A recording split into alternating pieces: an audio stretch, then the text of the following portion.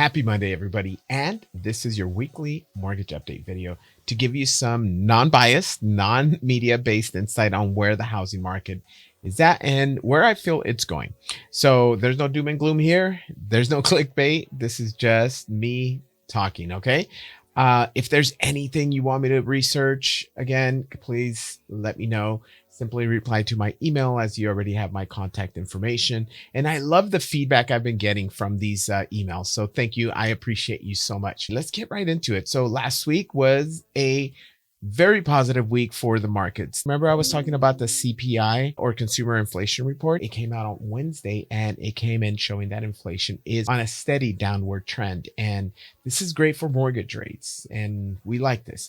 More notable, however, is the PPI report. Now, let me tell you what the PPI report is. Very similar to the consumer price index, but it's for businesses. So it's what inflation or disinflation they feel from their products and services. That trend went down. That actually, it dropped by a lot. This is important because this is a leading indicator of where the consumer price index is heading, which is down. Because if the businesses are paying less for the raw materials, then the consumer, in theory, will pay less. That's, of course, if they pass those savings on to the consumers. Now, all of this is important to you because it gives you an idea of where the mortgage rates are heading, where the economy is heading. So on that note, let's look at the bond market.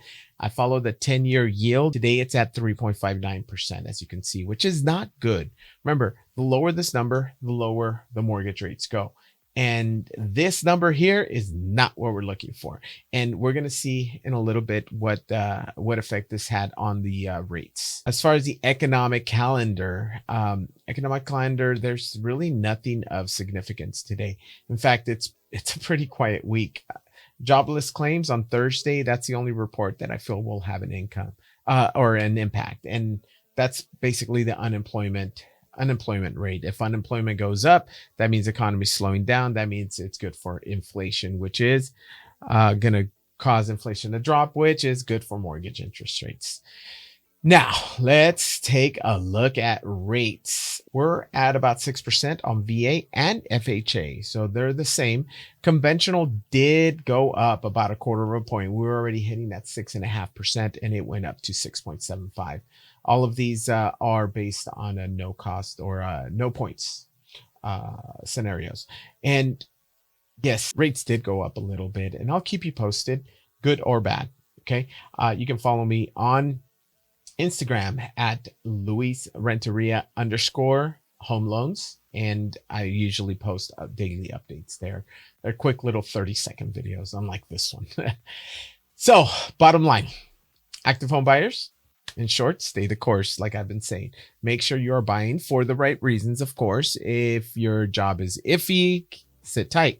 But if you feel confident that your employment is stable, then it's a fantastic time to buy. And I actually created a really nice reel on this. Link is in the description on the effects of buying at a higher price with a low rate versus lower priced home with a higher rate. So 2021 versus buying now. The link is in the description and it's also in the email. I think that's all I have for this week. Again, follow me on Instagram at Luis Renteria _home loans for daily home buyer tips. And again, reach out if you need anything. That's what I'm here for. I appreciate you all and have a wonderful week. Bye.